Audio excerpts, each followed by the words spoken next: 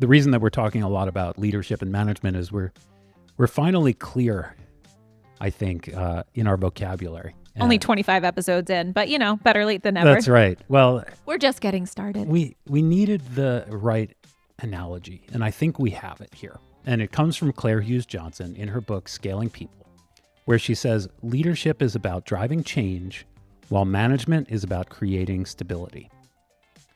And so to us, parenting is a lot like management, creating stability through routines, whereas culture is building the leadership into the family. This is where we are putting our foot forward and talking about how we're going to define who we are and what we do, even when no one is watching. Welcome to The Most Important Thing. I'm Danielle DeMarco Neufeld. And I'm Greg Neufeld. Together, we're exploring how ambitious, busy families can build culture at home. Because after all, family is the most important thing. Hi, everybody. Hi, Greg. Hello, hello. How you doing? We meet again. That's right. Happy Monday.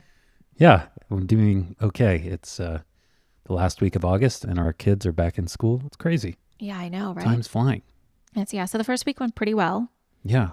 Maverick is homesick today because of all those preschool kid germs. Mm-hmm. But that's okay. I think we're both fighting the good fight against the germs. Need a calendar reminder to build in a sick buffer for us and for the family as soon as everyone comes back from a break. I wanted just to circle back on our dopamine moat episode from last week and mention how we are reducing audiobook usage after reflecting upon it further. Mm-hmm. So the girls were listening to their audiobooks every day for 30 to 40 minutes plus an hour or so on the weekends.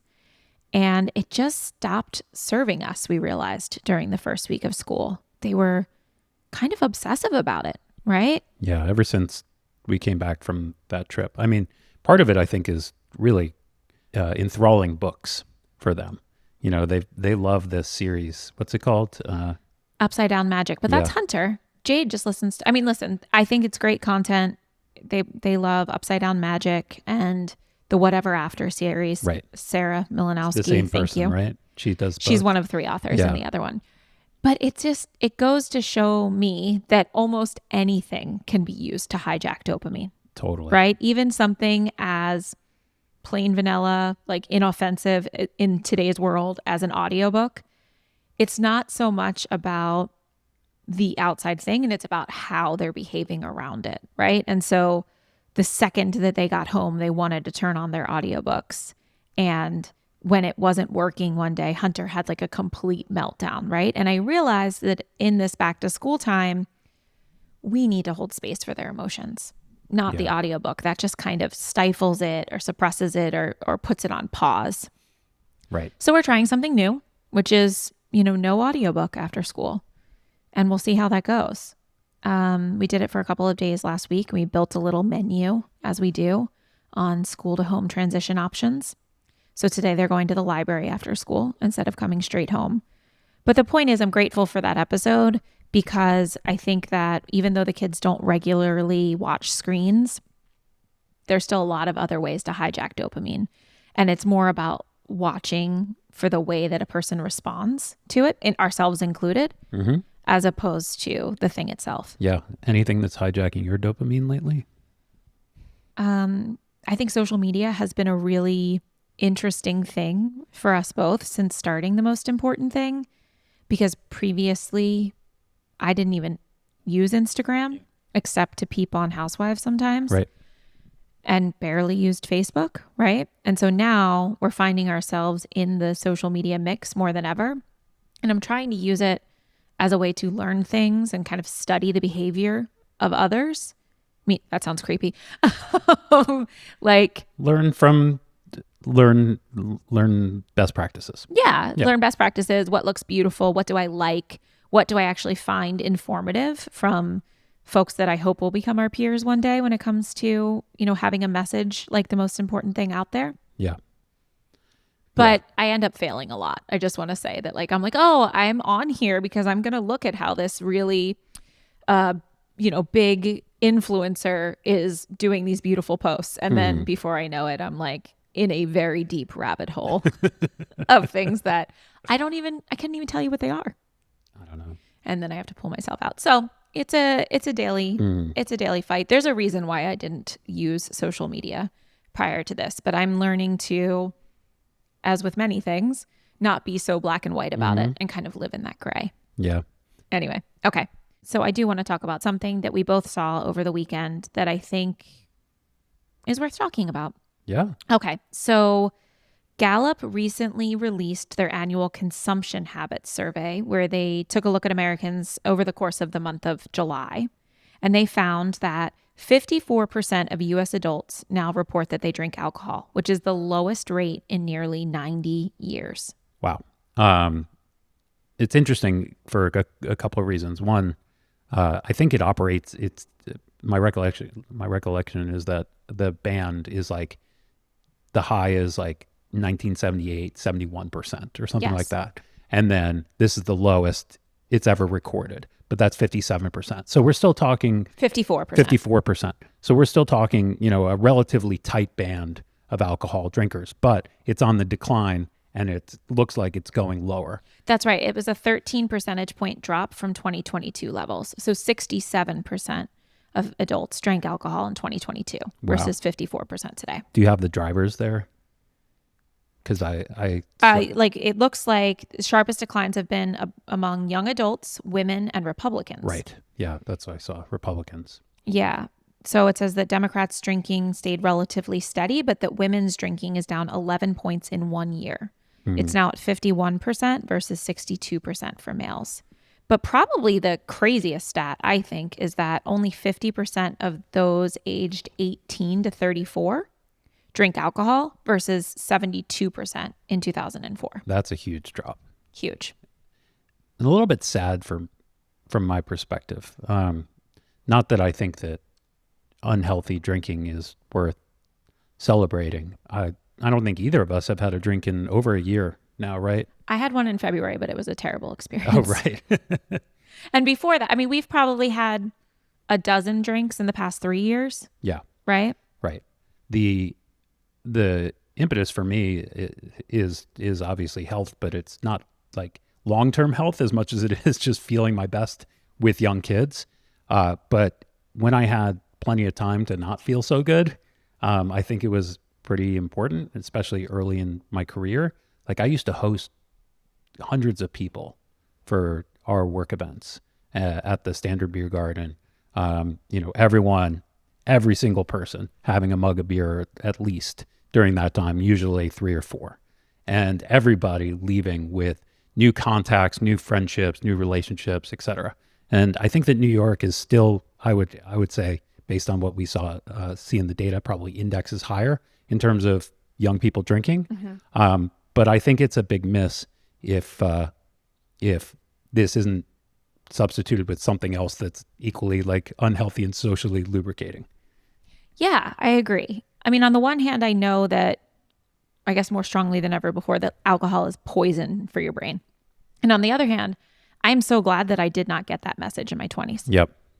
Because it was so much fun. So much fun. And I don't think we would have met if it hadn't been for alcohol. The friends that I met you through were my drinking friends. Why else would I be out at that late on a But any even night? that, like, I wouldn't know those people. Right. And you probably wouldn't know those people Same. if we didn't have Correct. a shared love of going out and drinking. Yep. No, it's so true. On Wednesday nights, whatever night. Yeah. So such a great social lubricant. And yeah, I don't know that it is being supplanted by anything else right now. No. It feels like, we'd have to look up this further, but it really does feel like this is more of the isolation, the loneliness, the depression, and the anxiety that we're seeing. That not drinking is, in some ways, I feel like drinking was healthy for me. It was adaptive. It was socially important to my experience. Yeah. And in a way, at least for me, to enjoying what I do for work, because a lot of my drinking in New York was around work. It was like I was taught this, this Pavlovian thing, which is like work equals fun because I get to go out after 5 o'clock and have drinks with people in my industry, talk to them, like meet more people and follow up with them during the daytime the next day. I see. You know, like in a microcosm, like the way that you and I met was through work. Yeah, we're definitely like whatever that means, that like you are sexually attracted to someone because of like their brain. Like there's definitely one of those things going on for us. But also, yeah, I mean, for me, I think it was also like building this three-dimensional person. You know, if I just saw someone in a meeting during the day across the table, it was not nearly as connecting, right, as going out with them socially. And if we were both sober, I don't think that the conversations would have been the same. No, it's a bummer. I saw this tweet. It was a VC who said, I had a poker night at our office. You know, beer and wine were served. Not a single beer was open. I understand that drinking is unhealthy, but man, am I glad that I did it in my 20s and 30s. And like, yeah, amen. That really resonates with me for sure. So what does that mean? I mean, I guess, do we encourage our children to drink? We're a little bit early on. But I think that this idea that alcohol is poison, while true, and that there's no amount of safe alcohol out there, it is one of those kind of cost benefit analysis things to think about further. Yeah. I personally am grateful that I moderately drank really until COVID. Me too. And I don't think that my drinking days are over. I just think that right now it doesn't really serve me. And by the time our kids are in college, I'll probably want to be drinking with them, even if they're, you know, saying, hey, I'm going to have one with you and then go meet my friends. Like, I'll take it.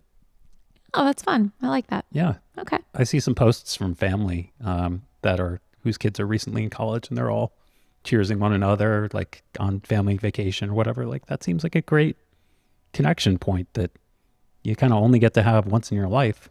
You know, I'm not going to shun alcohol and say that it's complete lethal poison, because here I am standing, and I just think that a lot of people end up having problems with it if they're not happy with who they are. Sure. Yeah, so it'll be interesting to continue to follow this and see how it plays out over time. Yeah. Because maybe it's just the pendulum swinging towards the other way, and it will end up kind of optimizing in the center, right? Yeah. Maybe this is the low. But I wonder if we'll see fewer frequent drinkers. Like one of the things that it says is that the average number of drinks per week is down to 2.8, which is the lowest since 96. Wow. So, and only 24% had a drink in the past 24 hours, which is the lowest figure the Gallup has ever recorded. So I'm very supportive of that. Yeah. Like that feels like the right thing, that it should be. I mean, everybody has to make their own decisions, obviously, but for society at large, I would think that infrequent drinking, I mean, when you think about historically how often our ancestors drank, it doesn't seem like it was every day. It was for most people, right? It was more like celebratory around a solstice or an equinox, something like that, like a big feast or festival, and that there would be wine during that time, but it wouldn't be something that was, you know, people weren't imbibing 5 times a week. Right. Totally. Yeah. Obviously, like the more available it is to all of us, like the more the pendulum's going to swing in one direction and then probably in the other. I would imagine that GLP-1 drugs are also part of this decline, and I'm sure they're not measuring that. Great point. Yeah. Because you can't really drink on them. I think that yes, and I think it changes kind of your brain in terms of what's important. Oh, interesting. Yeah. You notice that like a lot of the housewives that were on GLP-1 drugs like stopped drinking all at the same time. Yeah, I think and we know a couple of people that are on them and they're not drinking right now. So yeah, it's very possible. Okay. Anyway, we just wanted to mention this because I think it's something that is culturally relevant. Whether there's drinking going on in your family or no drinking, that's part of your family culture. Interesting. Yeah. I think it's fair to say that like a couple generations ago in my family, like drinking was the culture. Right. And so I'm really grateful that I think I've told you before, like your family did like activities and they had hobbies and things. Mine drank and talked Like that was primarily the thing that they did. So I'm grateful that we are developing other things to do, but I still believe that there is a place for alcohol from like a celebratory standpoint Totally. or a social lubricant standpoint. And Yeah. it's a great way to make friends and to really build connection in moderation. Yeah. Well, even like we tried out some things early in the game, like a weekend babysitter, so that we could go out. Oh, yeah. And that was pretty short lived. But I know a lot of people that do that. And that means that drinking is a fairly big part of their lives, if that's, included. Perhaps, yeah. Perhaps. So it's just a notice that I didn't think about drinking as a part of family culture until we're here having this conversation. Sure. Yeah, without getting into specifics, I would say that what we're trying to create here is kind of a love for every day. Yeah. Like we are so fortunate to get to do two things now that we love doing and that really do feed our soul Monday through Friday. So we are not kind of like a tale of two cities. My dad used to call it like weekend warrior kind of people, right? Where we would like really we're not grinding. Maybe we were in our 20s a bit more, but like right now we are not grinding during the week. We are working thoughtfully and I think very effectively, but we're also making time for rest and healthy eating and working out. And so when we get to the weekend, it's not like we're overly exhausted because we've been sleeping 5-6 hours a night. Yeah. Right. And so I do think that there's this messaging and maybe just reality that hopefully some, things are changing, but that if you're working 14, 15 hours a day, not getting enough sleep, not spending quality time with your family, even though you want to, on the weekend, you're letting off steam. Yep. Right. And so we've definitely seen that change for us, kind of more of like an optimal push 7 days a week, I guess, if you will. Mm-hmm. And so that really gives us the opening, which I recognize that not everyone has that. This is it's a very privileged space to be in. Right. And so we have the luxury of not having to let off steam on the weekend, to have more capacity to be present. For sure. It's, I'm glad we're on the same page about that. I think we've come to a good place for right now where we are with the kids, with, how old they are and how we're showing up for them. Because, this is really the time, and we'll get into in a minute why this is the time. Yeah. And so for now, alcohol doesn't really serve that time. Exactly. Yeah. Yeah, totally. Cool. All right. So today we want to talk about culture versus parenting. And the way that this came up is there was a thought that I had, which was like, family culture is not parenting. And we've seen a lot of parenting content, and I didn't really know how to address this. So I started just writing like a blog post on what family culture is. And it didn't seem to like sit well as as a post without an episode first. And so Danielle was like, let's turn this into an episode. And so what I want to do is start out by just reading the first 2 paragraphs of what I wrote, and then we can get into kind of the meat of the argument, if you will. Sure. Does That sounds good. Yeah. I mean, for me, I think that a lot of this is about defining what the most important thing is and what we're doing here. Yeah. A lot of the initial feedback that we've gotten, while positive, has also been kind of, it's a parenting podcast. And that doesn't feel great to us. Not that we don't love parenting books and parenting advice, me especially, but that it's something different. And I think really trying to get clear about why we believe in a world full of Dr. Becky's and big little feelings, that there's still a space out there for the most important thing that is truly differentiated and unclaimed. This is our attempt to explain the corner of the universe where we are staking the ground and going on this journey. Yeah.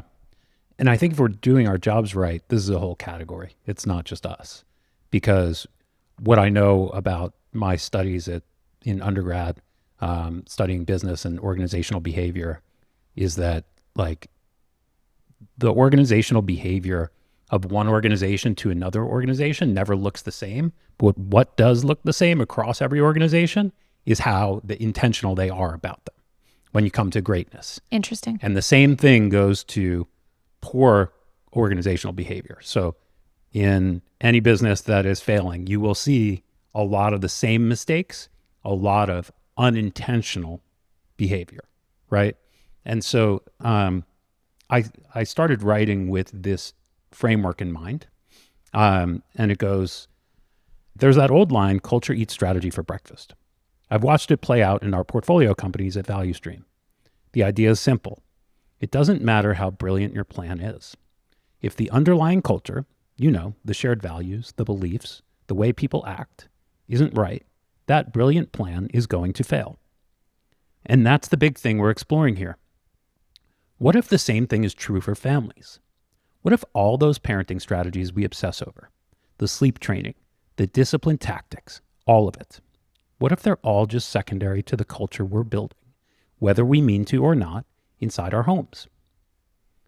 So before we unpack this further, I wanted to talk a little bit about how we got here, right? So I think we got here pretty similar to how most families get here. We say, we're married, let's have kids, right? Let's have kids is an interesting conversation because it's a time-based one. It's usually built around time. In our case, we were maybe 30, 31 and 30, about to be 33. I think, right? Yeah, I think I was still 30, but yeah. Yeah. And you came to me and you were like, okay, I think it's time to start trying. I said, Greg, I don't want to be on birth control anymore. And let's just see what happens. That's right. That's what I said. Yeah. And we had just gotten Winston. I said that. And then when I went off the birth control, I had a lot of hormones. And I was like, I am going to freak out about getting pregnant if I don't have something else to love. I need to get a dog. I had stayed home from work for a mental health day because my hormones were woo. And I was like, Greg, I think I sent you were at work. And I sent you a picture of Winston. And I was like, we're going to go get this dog on Saturday. Yeah. Let's find out if our landlord will let us have dogs. So I could always count on you to remember exactly how it went. So thank you. Because that is exactly how it went. And I remember standing in the kitchen being like, no, I have more time. I have at least 9 months before we need to be thinking about this. And more like 1 to 2 years based on what you had told me. Now, not having a child before, I forgot that there were 10 months for the gestation period and that it doesn't happen immediately. So I was not doing my math right. And so I was scratching my head trying to understand where I went wrong. And on top of that, I'm envisioning my New York social life blowing up. I'm just okay, what is going to happen with, my sleep first and foremost? That's the most important thing to me. I'm not going to sleep. Yeah, but in a different way. I mean, because we were drinking alcohol a lot and going out a lot then. So just to go back to the alcohol study, when you say sleep, it was sleeping in on the weekends, more of a work hard, play hard kind of exactly thing. Yeah. And so I'm okay, what's going to happen to my social life and my sleep? And then, wait, are we going to be sending our kids to New York City private schools? Ooh. Or are we going to move? More power to everyone that does that. But or, and I shudder, are we going to move to the suburbs? There's a lot of stuff going through my mind here, right? Because this is the information that we're fed, that we are screwed when we have kids. I don't know where that came from, but especially dads get fed this advice, your life changes, your situation changes, and your relationship with your spouse changes. Shoot me. It sounds horrible. And then fast forward, we have our first child. It's not nearly as bad as I build it up to be in my mind. We don't have all the tools, but it's just one kid. No one tells you that either. It's just one kid when they're not even moving. It's oh, okay. It's not all that bad, right? But just to get to the point of how we got here, then we had another one. Yeah. And everything broke. Yes. right? I did. I mean, Well, with one kid, we could travel. We could still go out and have the weekend babysitter. I think that we did some things right for us with Hunter as far as like RIE, Resources for Infant Educators, terrible name, great approach for us for the infant toddler stages. Yeah, we had childcare, so we were still working the same hours, and it was pretty easy and adaptable to like continue going to weddings in Palm Springs and Italy, like things like that were fine with Hunter in my belly or in tow. But when we had a second, I can speak for myself, being an only child, my brain broke. Like I had such a hard time with our second. Not only did we have a challenging birth and some trauma associated with that, but this idea of like dual focus and having to have my attention split between two of them at the same time and like always feeling like I was leaving someone else out was devastating for me. And all of a sudden there were as many babies in the house as there were adults, and it just kind of tipped the scales so that we no longer were wanting to do or felt like we were capable of doing the same things. totally. And we weren't, I think the thing that broke us is that we weren't doing it together anymore. And we both realized that like 4 weeks in. And so what did we do? We went to the Mexican restaurant across the street. Yep, we brought our laptops. I'll never forget it, with Jade in the bassinet. Yep. And I guess we had a babysitter for Hunter, and we just sat there for hours. For hours. Definitely crying, definitely drinking. I think so. And I mean, crying for me, for sure. And laughing and trying to figure out new systems and routines that were going to support us during this challenging time. But also, I think, how to get back to us. Yep, absolutely. And so I think that moment we planted the seed around first principles approach to raising children in Manhattan and more broadly raising children, where we just were questioning everything. Yeah. Like, I think that the RIE work that you stumbled upon led us down a bunch of different rabbit holes.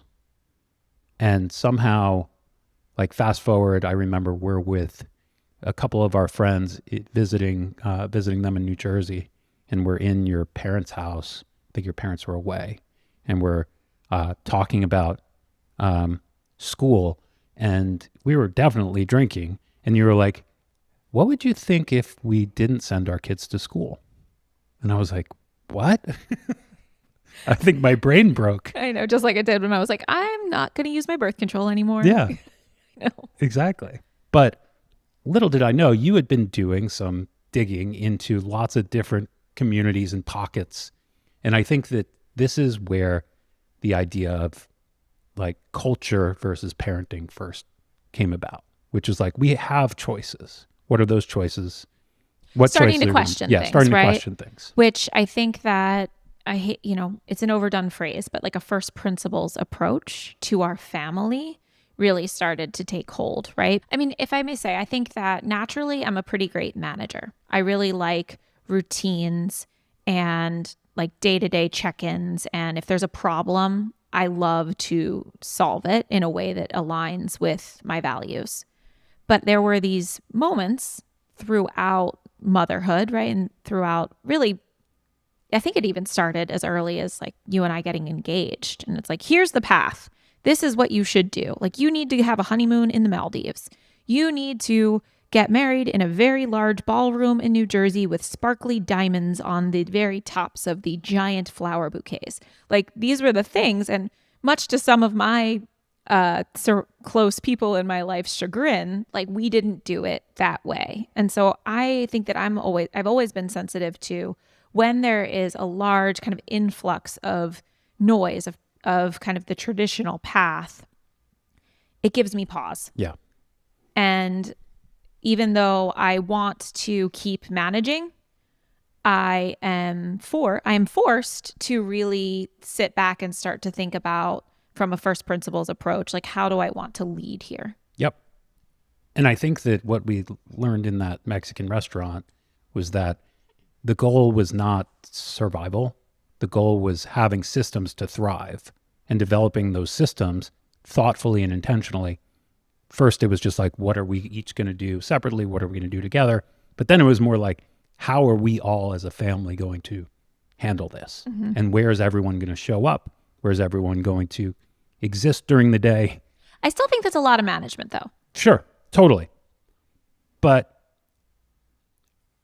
I think weaving in the culture didn't start with family culture. It started with Citadel, right? It started with Value Stream. So when you were at Citadel, do you want to just like rehash what you learned about culture during the hard charging times of the financial crisis? I think I've already talked about that a lot, but like, I don't know if it started with Citadel. I definitely think that the need for a culture as a foundation to support me during difficult times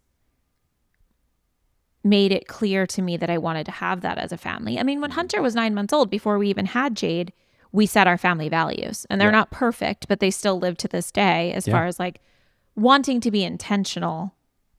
I think that, and I think this is probably a relatively common family story, is that prior to 4 months ago, we were intentional in fits and starts, where we kind of had the management thing down, the parenting.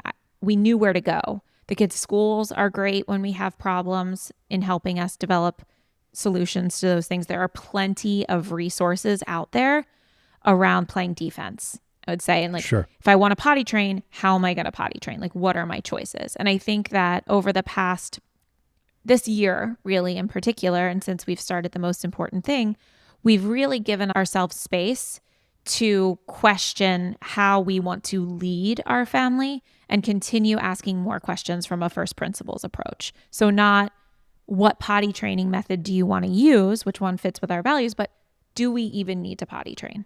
Right. I like that a lot. What I noticed when you started working with us at Value Stream is that you had gone through this experience, though, after seeing this like hard charging, working together as a team culture at Citadel, and then your next job that did not necessarily have that. The first thing that you wanted to make sure that we had at Value Stream were vision, mission, values down. And so like, there's something that has been planted in your North Star that if an organization doesn't have those vision, mission, values, there's not really a whole lot to do until you get those right. Yes, and they can evolve over time. Totally. But when I left Citadel, I went to another hedge fund, and they were successful by most measures. But when they fell on hard times and things started to not go so well, there was no core. Yeah. And when I pressed the founder on what is your vision? What do you really want to do? Like, we are all kind of, it's almost like there's a shipwreck, and like we're trying to figure out like, where's the lifeboat, you know? And like, what are the things that stay true no matter what fund we open or close? Like, what are the things that really matter? And he could not answer that. And I quit. Yep. Because I needed a leader in that time. Always I need a leader. Like, the juxtaposition between my job at Citadel and when things went bad, how we really had a central core to keep us afloat, and to not only that, but to motivate us to keep going. We had purpose, right? Yep. We had built purpose so that when things started to go awry, we still had that core, versus the fund that I worked at afterwards, that everything was fine and we were kind of muddling along when things were going well. But when we started to have poor performance and to really take a hard look at what was under the hood, there was no purpose. Yeah. And for me, that was just time to get out. And I noticed that in that situation with you, and it was because I had noticed it with so many of our investments before, where the culture is the thing that keeps the company afloat during hard times. And you can't build the culture during hard times. You have to build it from the get-go. Because as Charlie Munger says, the failure rate of changing a company's culture is sure to be near 100%. So Interesting. I guess I would question whether has to be at the get-go, or it would be best served to be done during like peacetime, as I call it, sure. like as opposed to, we talk about peacetime CEOs versus wartime. I think when things are going well is the time to build culture. And then I think for the most important thing, we are finally at this time where the children are old enough and there's not any type of like crisis looming or that we're currently experiencing, that we can set down these roots as a foundation. So like, this is not the podcast for folks that are dealing with a death in the family, right? This is not the time for that. This is the thing to take advantage of when things are peaceful. Yeah. The way that I think about this is, we're not building a podcast coming from a place of expertise.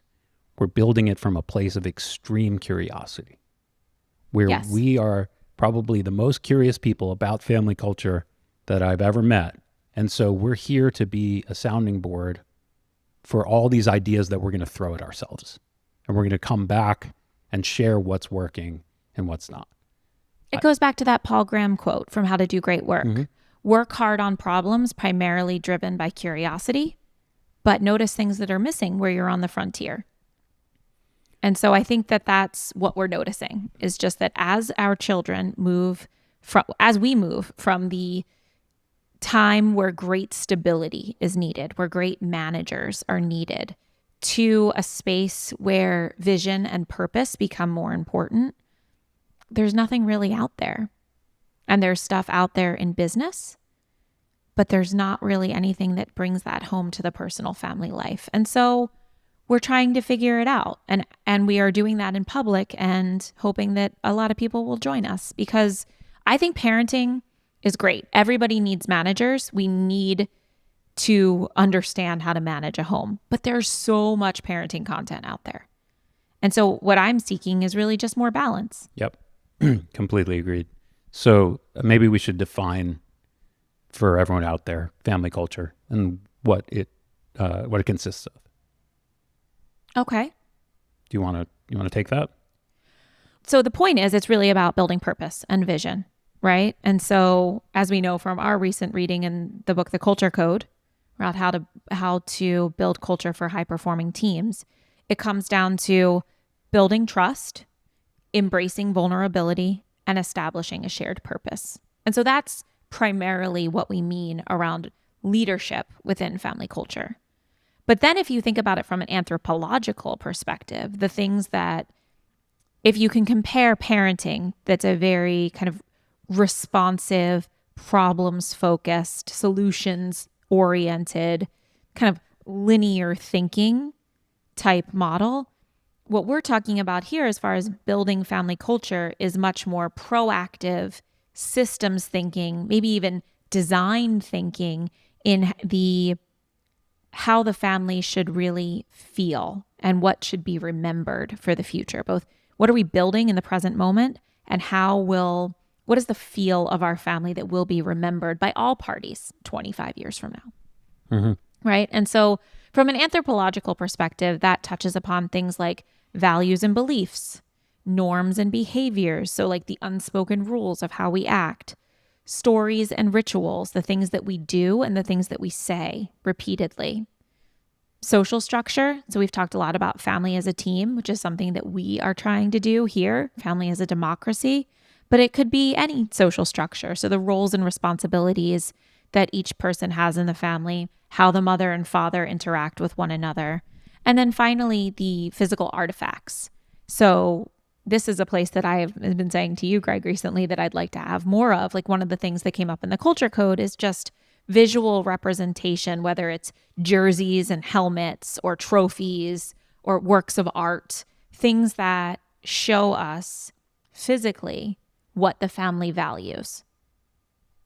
Yes, absolutely. So the reason that we're talking a lot about leadership and management is we're finally clear, I think, in our vocabulary. Only 25 episodes in, but better late than never. That's right. Well, we're just getting started. We needed the right analogy, and I think we have it here. And it comes from Claire Hughes Johnson in her book, Scaling People, where she says leadership is about driving change while management is about creating stability. And so to us, parenting is a lot like management, creating stability through routines, whereas culture is building the leadership into the family.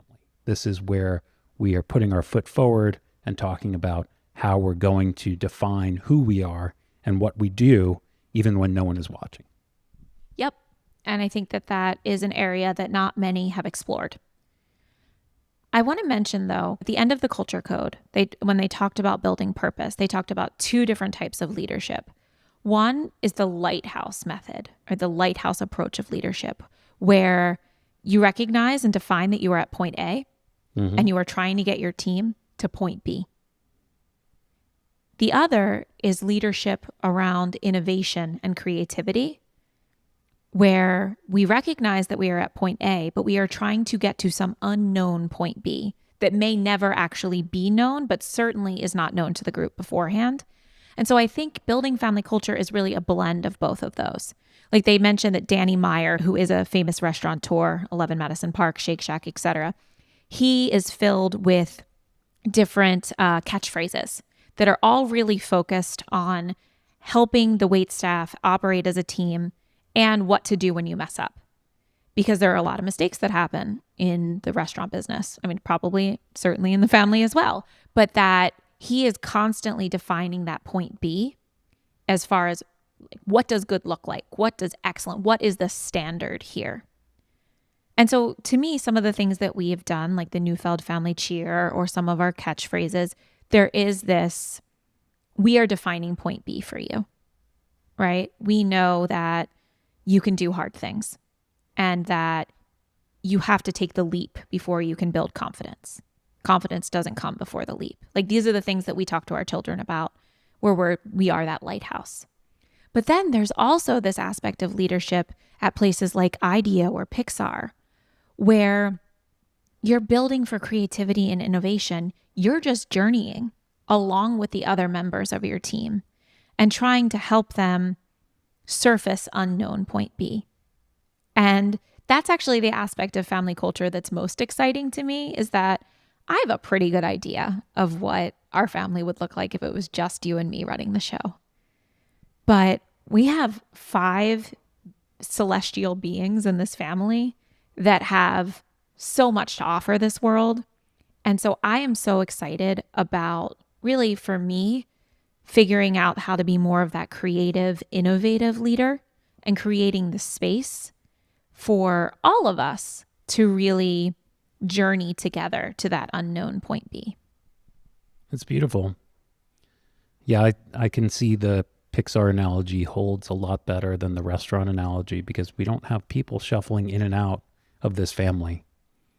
Like, we need to build a place where everyone can be a leader.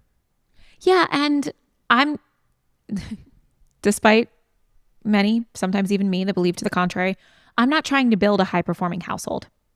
I think it's much more interesting to generate a culture here where we have no idea what's going to come. Yeah. You know? Okay, so that's a really good segue into why we're doing this. And I think a lot of people would, if they had to guess, they would say it's because we want our kids to be business leaders or start, a big company or cure cancer or, honestly, it has nothing to do with any of that. It has to do with back to what I said when I had an oh shit moment in 2017 when Danielle was saying, I don't want to be on birth control anymore. This goes back to, I love my life and I just want to have a great life, and I want for our family to enjoy one another and enjoy the time that we are spending together while we're striving towards our potential. It doesn't matter what that potential actually looks like in the end, because we're not doing this for any future state. We're doing this for today. Yeah. I mean, one of my favorite quotes about this comes from Dr. Robert Sapolsky on dopamine. But to me, this is life. So maybe it's all dopamine. But he says that dopamine is not about the pursuit of pleasure. It's about the pleasure of pursuit. And that's what I think about when I think about our family culture and what we're doing here, it is the pleasure of pursuit.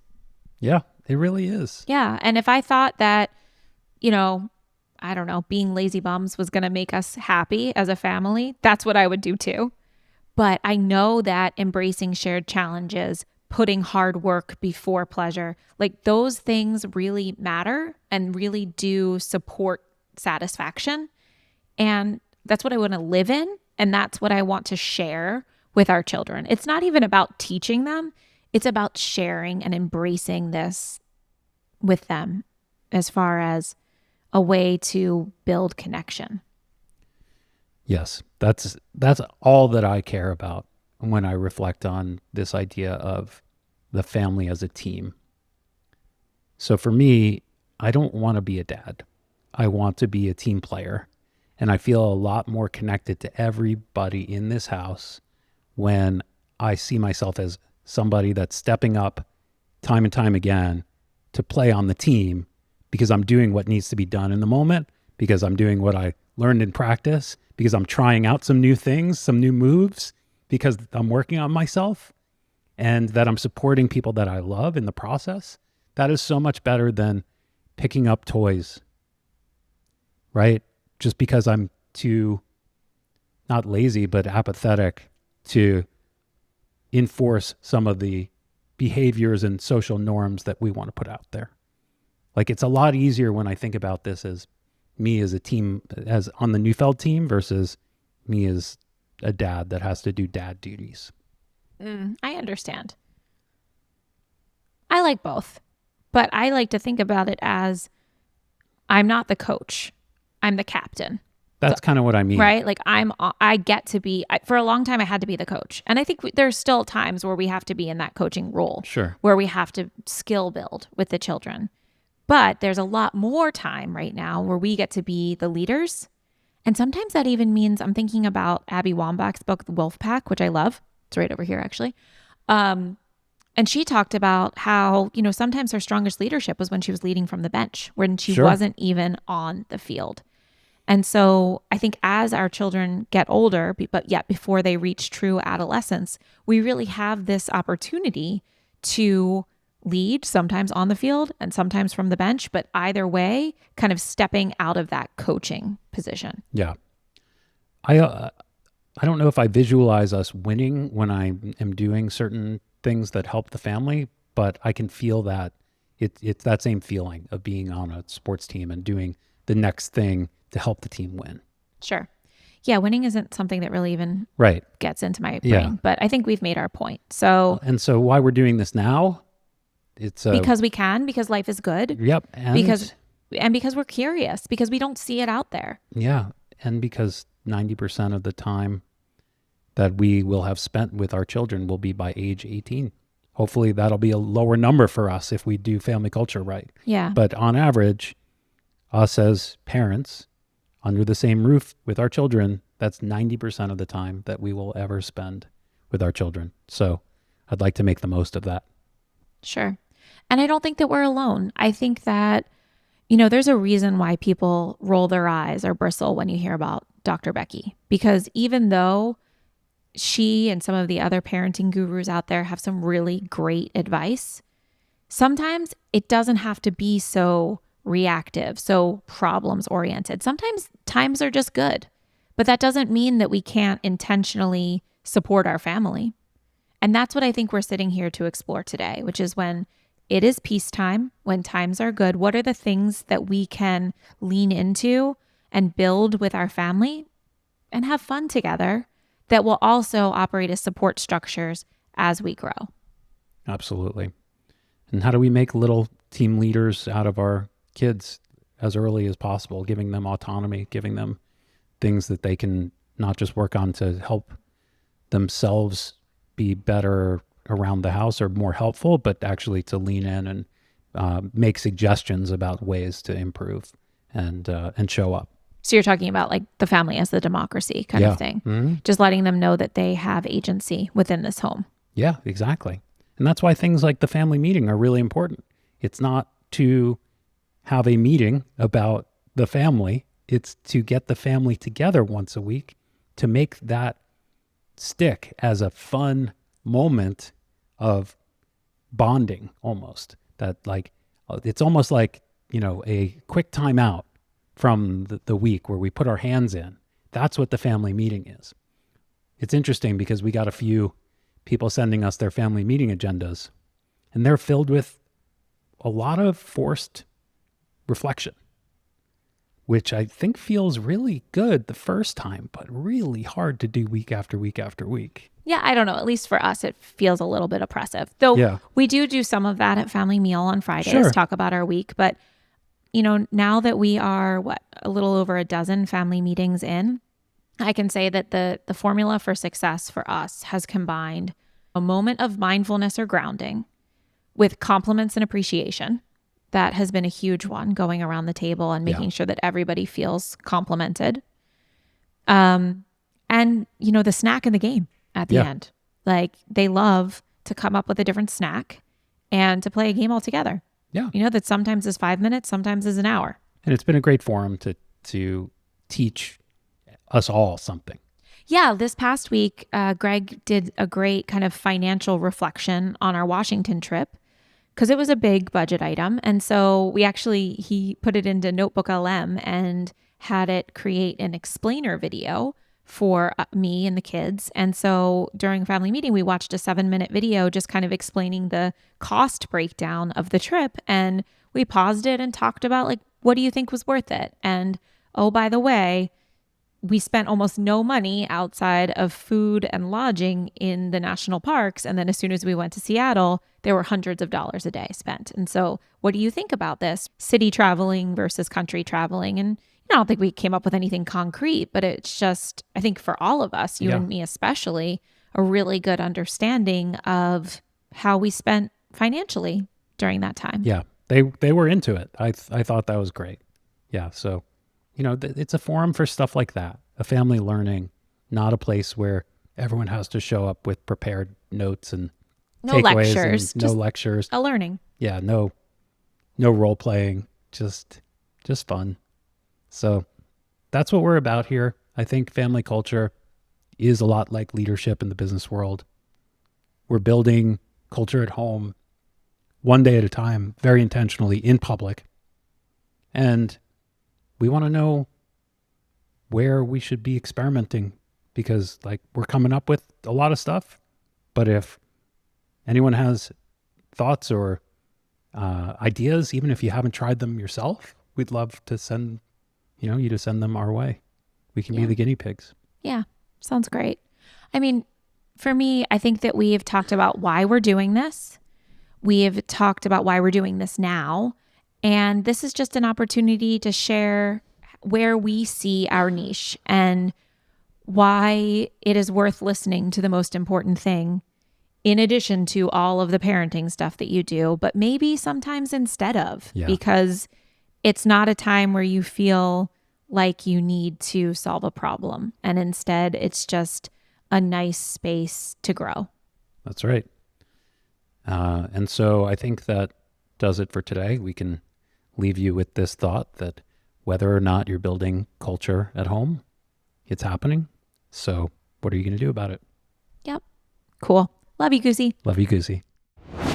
Hey guys, if you're still here, you're definitely our kind of person. Thanks for spending this time with us on the most important thing.